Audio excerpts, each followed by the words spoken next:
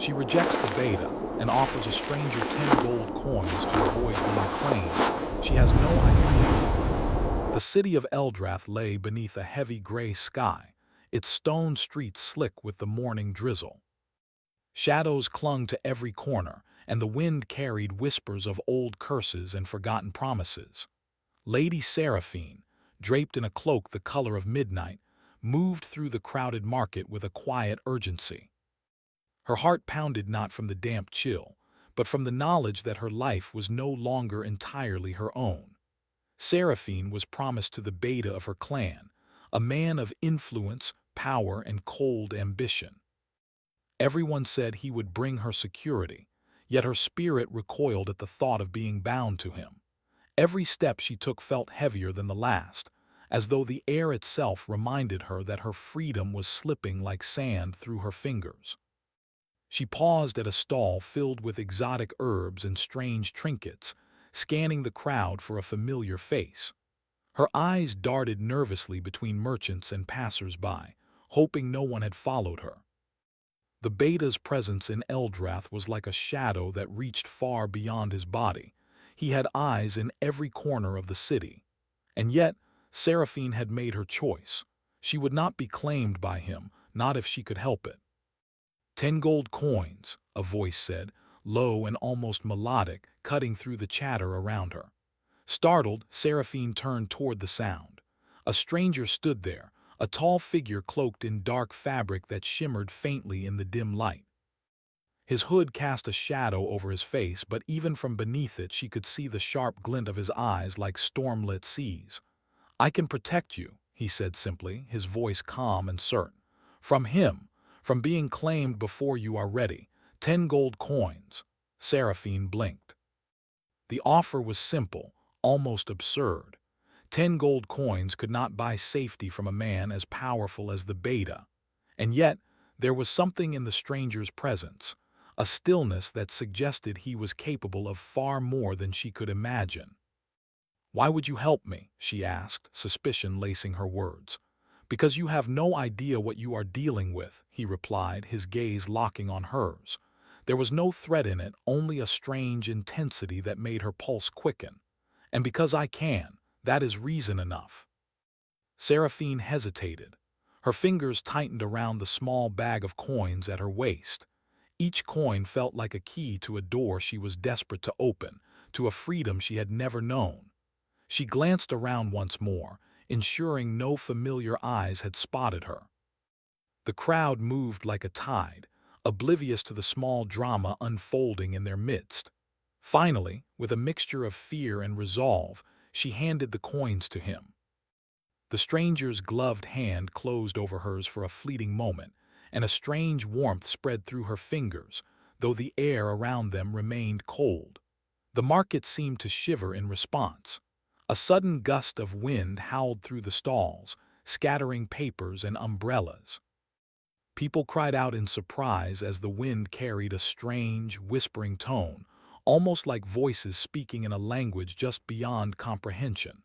Seraphine felt her cloak whip around her, and when she tried to look back at the stranger, he was gone. Panic surged in her chest. She spun in place, scanning the throng, but the market had returned to its usual rhythm, merchants shouting over each other, children laughing, carts clattering along the stone. The stranger had vanished as if he had never been there, yet the weight of the moment lingered. Her hand throbbed where he had touched it. When she looked down, a faint mark burned into her skin, glowing softly, pulsing in rhythm with her heartbeat. It was small and subtle, almost like an afterimage, yet its presence was undeniable. Seraphine swallowed hard. She had made a pact she did not yet understand, and she felt certain that the stranger was no ordinary man. Her steps quickened as she returned to her home, a tall manor perched on the edge of Eldrath's cliffs. From there, the city stretched out like a tapestry of gray stone and flickering torchlight, the sea beyond reflecting the sky's dull silver. The manor was quiet, almost oppressive in its silence, as if it knew she had set forces in motion that could not be easily undone. Inside, her chamber was dim, lit only by the flickering light of a single candle. Seraphine sat by the window, staring at the mark on her hand, tracing its outline with trembling fingers. Questions crowded her mind. Who was the stranger? Why did he appear just when she needed him? And why did her heart respond to his touch with a heat she could not explain? Sleep came only in fragments that night. Dreams pulled her into shadowed forests, where trees with silver leaves whispered secrets she could almost understand. Swords gleamed in the moonlight, and faces, some human, some not, emerged from the darkness, speaking her name in tones that made her pulse catch. She awoke each time to the same burning question. Had she merely imagined the stranger, or had he truly crossed into her life? The next morning brought no answers. The city moved as if nothing had happened, and yet Seraphine felt the weight of unseen eyes upon her. In the hallways of her home, servants glanced at her curiously, whispering to one another. Even her attendants seemed to sense that the world had shifted in some subtle, unspoken way. A letter arrived that day, carried by a messenger in a hooded cloak. The seal was unfamiliar, a jagged emblem of a serpent entwined with a sword. She broke it with trembling hands. Inside, the words were brief but chilling. The path you have chosen will not be easily walked. Trust the hand that holds the coin. Beware the shadow that waits. Seraphine's breath caught. It confirmed her fears. The stranger was not merely a passerby in her life. He was tied to forces she did not yet understand, forces that could shape destiny itself. The beta's presence grew closer with each passing hour. Servants spoke of his entourage moving through the city, of his men questioning merchants and citizens alike. Seraphine knew that delay would not be long enough to protect her for very much longer. She could sense the tightening grip of her fate, like a noose drawn slowly around her neck. And yet within the fear, a spark of something else burned. Curiosity, fascination, and an undeniable pull toward the stranger whose touch had marked her. There was a power in him, a depth she could not fathom, and she sensed that their paths were now irrevocably intertwined. That night, the wind carried a chill that whispered through the corridors of her manor. Seraphine lingered by the window, her eyes scanning the streets below. The glow of the mark on her hand pulsed faintly under the candlelight. And then she saw it, a shadow moving across the rooftops, deliberate and sure, like a predator circling unseen prey. Her pulse quickened. The shadow stopped abruptly and vanished as if swallowed by the night. Her heart screamed with recognition, though her mind struggled to accept it. The stranger had returned, or perhaps he had never truly left. Seraphine sank to the floor, pressing her hand against the mark. Fear and longing warred within her, each emotion sharper than the last. She had taken the first step into a world of unknown powers, of curses and prophecies, of love that could destroy or redeem. And now, she had no choice but to follow where the path would lead. High above the city, lightning split the sky, briefly illuminating the twisted spires and narrow alleys of Eldrath. The wind carried a sound that was almost a laugh, low and musical, yet edged with menace. Seraphine shivered. Something ancient had awakened, something that had taken note of her choice, her defiance, her desire. And in that moment, she knew that nothing would ever be the same. The night deepened, carrying secrets in its shadows and promises in its silence. And somewhere unseen but near, the stranger watched, his eyes like twin storms reflecting the faint glow of a pact forged with 10 gold coins. Cliffhanger. Seraphine reached out instinctively, hoping to see him again, only to feel the air empty and cold. Yet the mark on her hand burned brighter than ever, pulsing as if alive, and the faint sound of footsteps approached from the darkness. The wind outside Seraphine's chamber rattled the windows, carrying with it the faint scent of salt from the sea and the damp chill of Eldrath's stone streets. Though the night was still young, sleep had abandoned her. Her hand throbbed where the faint mark glowed like a heartbeat beneath her skin. She could not stop staring at it, tracing its delicate lines, wondering what powers it hid, and what fate it had drawn her into. A sudden sound made her gasp. Footsteps, soft, deliberate, echoed from the corridor outside. Her breath caught as the shadow appeared at the edge of the candlelight. He stepped forward slowly, his cloak brushing the floor, hood still shadowing most of his face. "I told you I would return," he said, voice low and calm, yet with a weight that made her pulse quicken. Seraphine's heart pounded, part fear and part fascination. Who are you?" she whispered, her voice trembling. "Why are you involved in my life?" The stranger removed his hood, revealing sharp features and eyes like stormlit seas. His gaze was heavy with both sorrow and intensity, and when he looked at her, she felt as though he could see every secret in her soul. "My name is Kale," he said, "and I am bound by a curse. It is a curse that makes me dangerous to all I touch, yet also gives me power to change the course of fate." Seraphine swallowed, unsure whether to feel awe or fear. "A curse?" she asked. "What do you mean?" Kale knelt beside her window, placing his gloved hand gently over hers. The mark on her hand pulsed in response, glowing brighter as though recognizing him. "I cannot be close to people without bringing them harm," he explained. "But I can protect you. I can keep you from being claimed by the beta, from being trapped in a life you do not wish to live. But to do so, I must bind you to me for a short time. A pact. That mark is the sign of it." Seraphine's mind spun. Everything she had known about her life, her future, the rules of her clan seemed fragile like smoke in the wind. And yet, a strange trust stirred within her. Something in Kale's presence, his calm certainty, the weight of his sorrow, made her feel both terrified and drawn to him. "Why me?" she asked quietly. "Why choose to help me?" Kale's eyes softened, but the storm in them never left. "Because your soul is different," he said.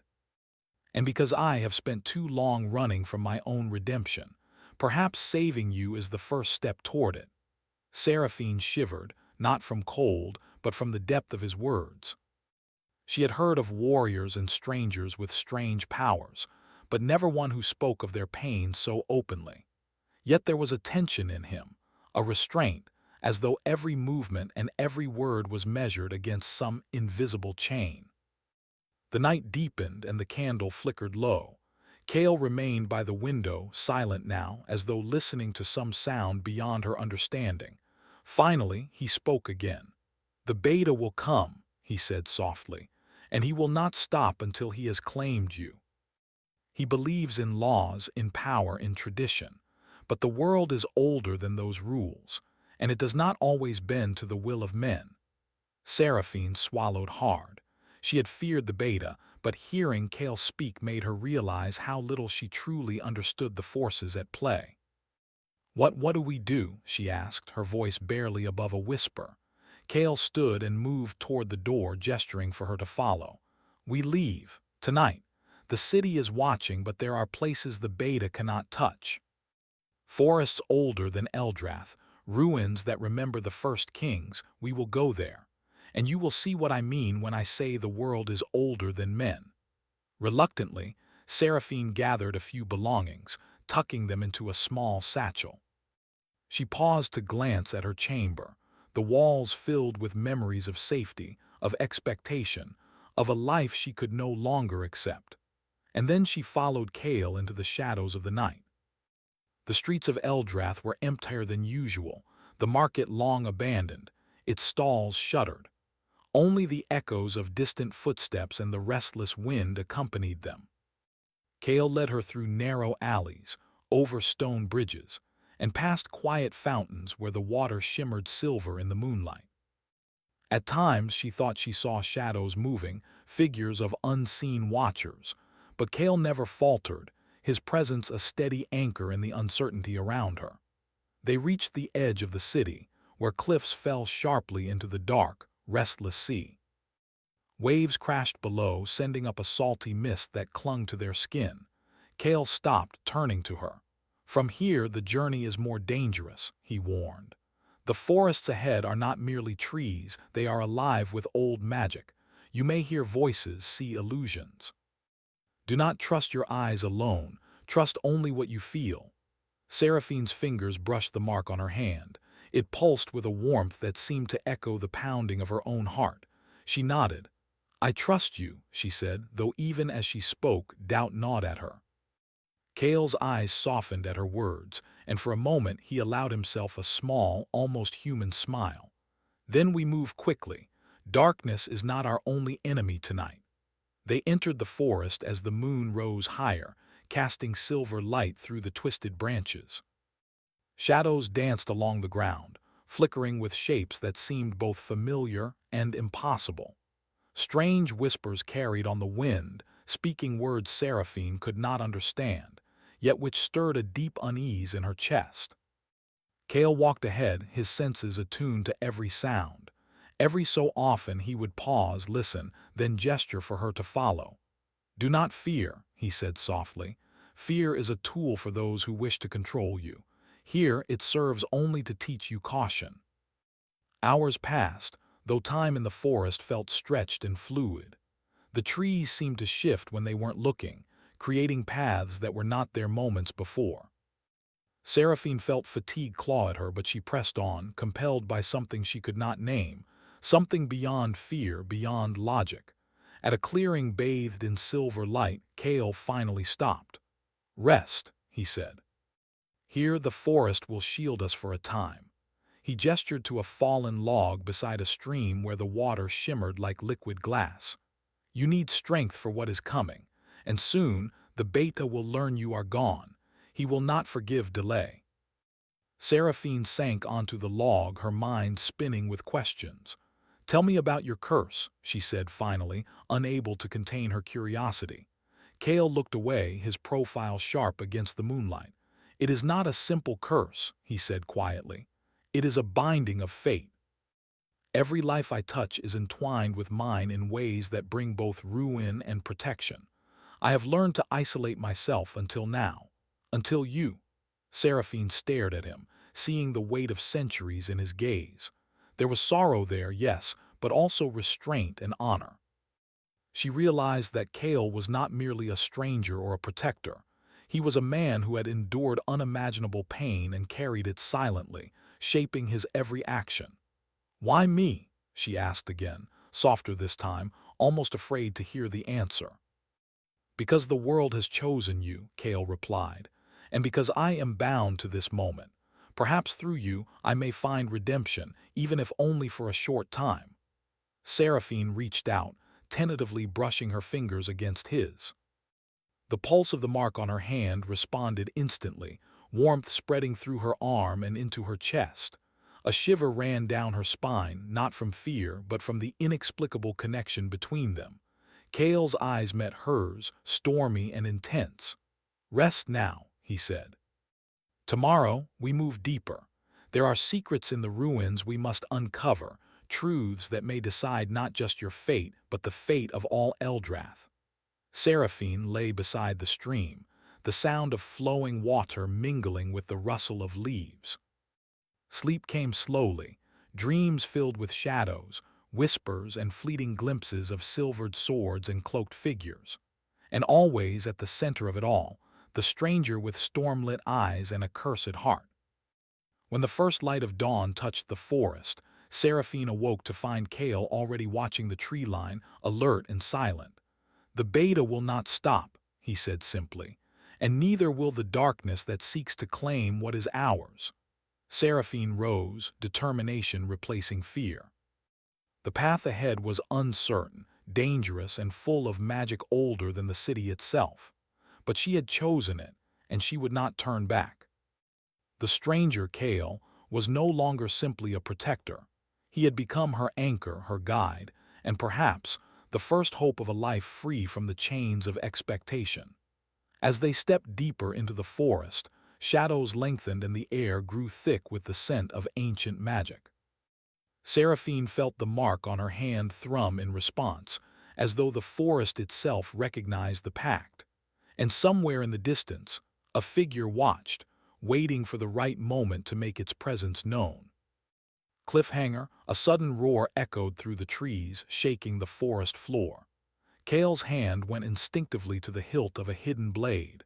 Seraphine froze, heart racing. And then from the darkness, eyes gleamed, eyes that did not belong to any human she had ever seen. The forest had begun to test them, and their journey had only just begun.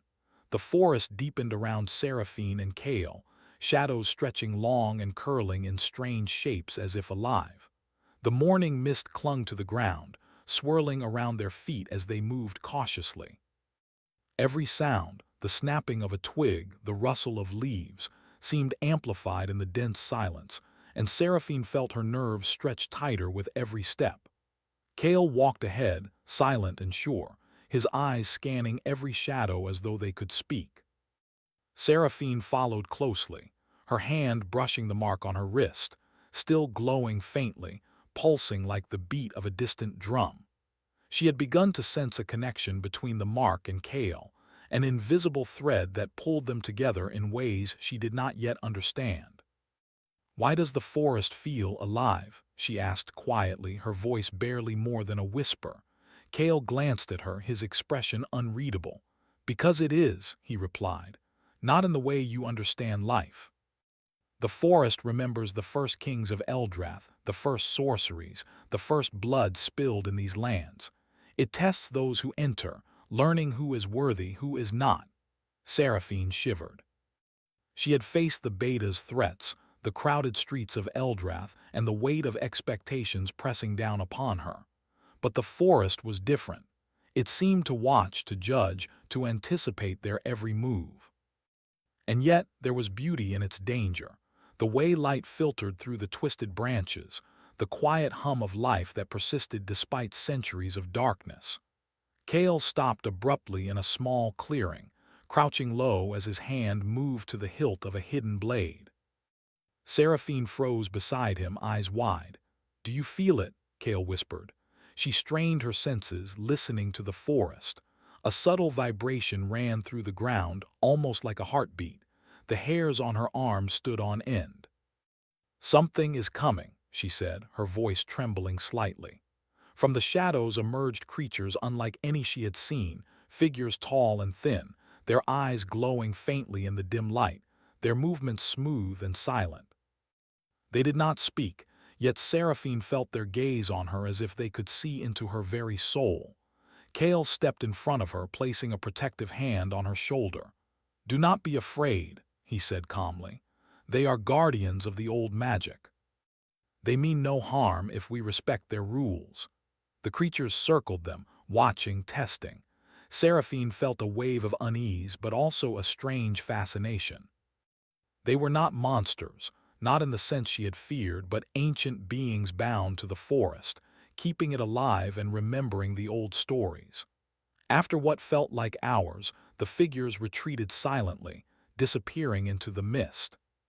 Kale exhaled slowly, his tense posture relaxing slightly. "They accepted us," he said, "for now, but we are not yet safe. There are greater dangers ahead, forces that even these guardians cannot control." Seraphine nodded, her mind racing. Every step they took seemed to pull her further from the life she had known and deeper into a world she could barely comprehend. And yet, alongside the fear, there was a growing sense of trust in Kale, a recognition that his presence was a shield against the unknown. As they moved deeper into the forest, Kale began to speak more openly of his past. "I was not always like this," he said quietly, his voice carrying a weight of centuries. "Once I was a warrior, loyal to a king who demanded obedience above all else. I made choices, terrible choices, and the curse came as a punishment, binding my life to shadows and danger." Seraphine listened, her heart aching at the sorrow in his voice. "And now?" she asked softly. "Now I seek redemption," Kale replied, his eyes meeting hers briefly. "But it is not enough to seek it alone. Sometimes, redemption comes only when one protects another, when one risks everything for someone who does not belong to the shadows." Her fingers brushed the mark again, and a warmth spread through her hand, a silent acknowledgement of their bond. She realized with a start that her feelings for Kale were no longer just curiosity or fear. They were something deeper, something that defied explanation. Suddenly the forest shifted. The mist thickened and the trees seemed to bend toward them. A chilling wind swept through, carrying a sound that made Seraphine's blood run cold, a low, almost musical voice, whispering her name. "Kale," she whispered, fear threading through her words. He drew a deep breath, eyes scanning the darkness. "Stay close," he said. "The beta is near, and not just him, there are others who seek to claim you, to bend your fate to their will." Seraphine clutched his arm instinctively. The beta's pursuit had always loomed over her like a shadow, but the idea of others, creatures of magic and ancient power, added a new level of danger she had not anticipated. Yet even as fear tightened its grip, she felt a strange surge of courage. With Kale by her side, she was no longer entirely defenseless. The forest opened into another clearing, this one dominated by the ruins of an old temple. Stone columns, cracked and covered in moss, reached toward the sky, and inscriptions in a language she could not read decorated the walls.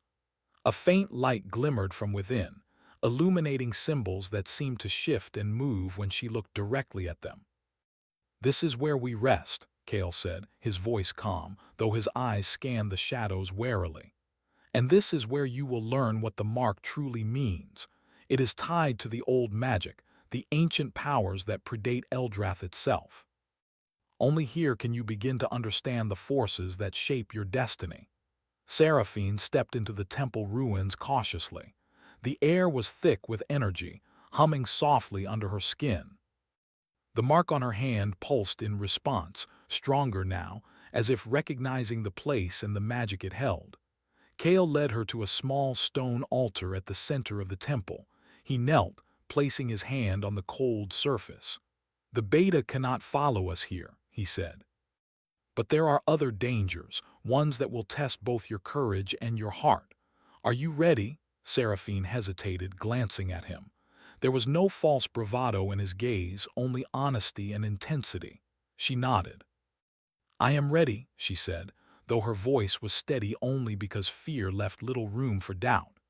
Kale placed his hand over hers on the altar. The mark glowed brightly, and a warmth spread through both of them, connecting them in a way she could not describe. Images flashed in her mind, visions of fire and shadow, of swords clashing, of storms rising over Eldrath. She saw Kale, alone, fighting not just enemies but the darkness within himself. And then she saw herself, standing beside him, hand in hand, facing impossible odds. When the visions faded, the temple was silent once more. Seraphine's breath came in short bursts, and Kale's eyes held a storm of emotions she could barely comprehend. "You are tied to me now," he said softly. "Not by choice alone, but by fate. The mark binds our paths. What happens to you affects me, and what happens to me will affect you. You are no longer alone." Seraphine swallowed hard, feeling the truth in his words. Fear, trust, curiosity, and something she could not name, all tangled together in a knot within her chest. She had entered the forest seeking freedom, but what she had found was something far more complicated. A bond, a protector, and a mystery she was only beginning to unravel. As they rested in the temple ruins, Kale remained watchful, eyes scanning the shadows, muscles tensed in silent readiness. Seraphine realized that even in rest, there was no true safety in this world. But she also realized that she was beginning to believe in him, in their connection, and in the possibility that fate could be bent, if only slightly, in their favor. The wind outside howled through the broken columns, carrying whispers that spoke of prophecy, danger, and the inevitability of choice. Seraphine pressed her hand to the mark again, feeling its pulse, its warning, and its promise. And then from the shadows beyond the temple walls, a voice deep, commanding, and unmistakable cut through the night. "Seraphine, you cannot escape." She froze, her pulse hammering in her ears. Kale's hand moved to the hilt of his hidden blade, eyes narrowing as he scanned the darkness. The beta had arrived. Cliffhanger, Seraphine's heart raced as the shadows shifted, revealing not only the beta's presence but another figure, glimmering, unnatural, and far older than any human. Kale's grip tightened on her arm, his voice low and tense. This is only the beginning. The ruins trembled under the weight of approaching danger. Seraphine's heart pounded in her chest as the shadows shifted, revealing the beta's dark figure among the flickering mist. But beside him, something far older and more powerful stirred, a being of ancient magic, its eyes glimmering with a knowledge older than Eldrath itself. Kale moved instinctively, placing himself between Seraphine and the looming threats. The pulse of her mark blazed like fire against her skin, a connection between them that seemed to draw strength from the ancient energy surrounding the temple. Seraphine's fear was sharp, but beneath it she felt something else, determination. She would not be claimed. She would not be a pawn in the hands of destiny, not while Kale stood beside her. The beta stepped forward, his voice smooth but hard. "You cannot run forever, Seraphine. You belong to me by law, by blood, by tradition." Seraphine straightened, meeting his gaze. "I do not belong to anyone," she said firmly. "Not to you, not to fate, and not to the shadows that would control me." Kale's hand brushed hers, grounding her, reminding her that she was not alone. He drew a deep breath, his dark eyes flicking between the beta and the ancient figure. "The law of men is weaker than the magic of the world," he said quietly, "and we are not so easily broken." A sudden surge of energy rippled through the ruins. The ancient figure raised a hand, and the wind howled as if the sky itself were obeying its command. Trees bent and groaned, roots curling like serpents around stone columns. Seraphine felt the air thicken, pressing against her chest, yet the warmth of the mark on her hand steadied her. It was as if the forest, the temple, and Kale himself were one, guiding her through the chaos. The beta lunged forward, but Kale was faster. A shimmering blade appeared in his hand, forged from shadows and light, striking a path through the swirling wind. Seraphine watched in awe, her fear mingling with a strange fascination. Kale moved with precision and grace, a man of centuries' experience, yet each strike carried a restraint, a conscious avoidance of unnecessary harm. "You fight with honor," Seraphine whispered, almost to herself, yet Kale heard her. His storm-lit eyes softened briefly as he glanced at her. "It is the only way," he said. "Power without control is destruction, and I will not destroy you." The ancient figure's voice boomed, echoing through the temple ruins. "The pact binds you both. Only through unity can the curse be broken." Seraphine's heart skipped a beat. She felt Kale's hand tighten over hers, a silent reassurance. The mark pulsed violently, its glow spreading up her arm like a river of fire.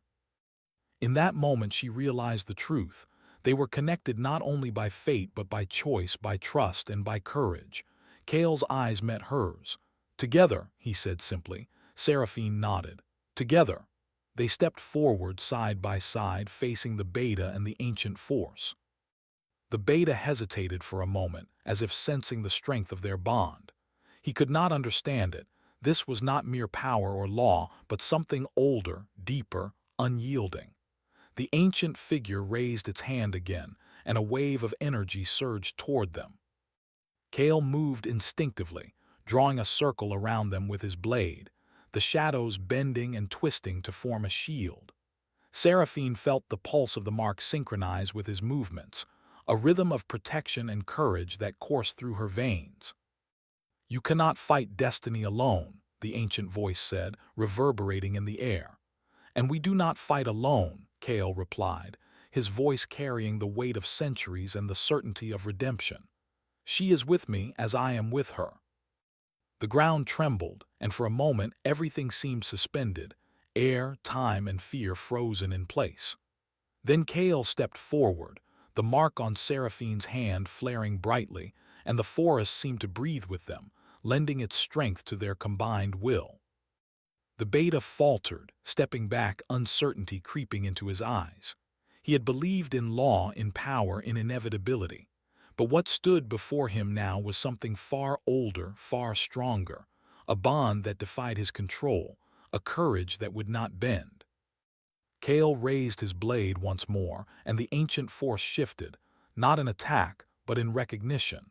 The energy around them changed, pulsing with a rhythm that matched Seraphine's heartbeat. The mark burned brightly, and in its light, Kale and Seraphine saw visions, paths of choice, of sacrifice, of courage, and of love that could heal even the deepest wounds. The beta watched in silence, powerless to intervene. For the first time, he understood that Seraphine's destiny was not his to claim, not because he lacked strength, but because she had found her own. Seraphine stepped forward, her voice clear and unwavering. "I choose my own path," she said. "And I choose him." Her gaze met Kale's, and he nodded, storm-lit eyes softening with relief and awe. The ancient figure lowered its hand, the energy around them calming, folding into the ruins like mist. Its voice was a whisper now, almost gentle. "Then the curse may be broken." Redemption is found not in power alone, but in trust, courage, and the choice to protect another. Kale sheathed his blade, exhaustion and relief flickering across his features. He turned to Seraphine, his hand brushing hers. "You have no idea," he said softly, "how much your courage saved me as well." Seraphine smiled, a mixture of relief and joy lighting her face. "And you saved me," she replied. "From the beta, from the curse, and from myself." The forest seemed to sigh, the wind gentle now, carrying the scent of moss and salt and freedom. The mark on her hand faded slightly, leaving only a faint glow, a reminder of the bond they shared and the trials they had overcome. Kale and Seraphine stood together at the edge of the temple ruins, looking out toward Eldrath. The city was still shrouded in morning mist, its streets quiet now, oblivious to the battles and magic that had unfolded in the shadows. Kale turned to her, his storm-lit eyes holding a rare vulnerability. "There will always be shadows," he said, "but now we face them together." Seraphine nodded, feeling the truth of his words. Fear still lingered, as it always would, but it was tempered by trust, courage, and the bond they had forged in fire and shadow. For the first time, she allowed herself to believe in the possibility of a future not dictated by law or tradition, not controlled by curses or ancient forces, but shaped by choice, by love, and by courage. The beta, silent and defeated, retreated into the morning mist, understanding that some forces could not be commanded or possessed. And the ancient figure, guardian of the old magic, vanished into the shadows, leaving only the whisper of approval and a promise that their story was far from over. Seraphine glanced at Kale, a smile touching her lips. "So what now?" she asked, her voice light but filled with wonder. Kale's lips curved in a small, rare smile. "Now," he said, "we find the path forward together. Whatever the world throws at us, we face it side by side. And perhaps we create a new fate, one of our own choosing." As the sun rose, spilling gold across the ruins and the forest, Seraphine felt a warmth in her chest unlike anything she had ever known. The mark, the curse, the fear, they were all part of her journey, but they no longer controlled her. She was free, not because danger had passed, but because she had chosen courage over fear, trust over doubt, and love over despair. And beside her, Kale was free too, not because the curse had been fully lifted, but because he had found redemption through protecting another, through trust, and through the bond they now shared. The forest around them was alive, not with danger but with the quiet hum of possibility. Paths stretched before them, uncertain, challenging, but theirs to walk together. Cliffhanger emotional hook. As Seraphine reached for Kale's hand, the faintest shimmer of light appeared on the horizon, casting long shadows through the ruins. A soft whisper carried on the wind, not threatening but full of promise. "This is only the beginning." Seraphine squeezed Kale's hand, ready to face whatever came next, knowing that together they could endure anything: curses, kings, shadows, and fate itself.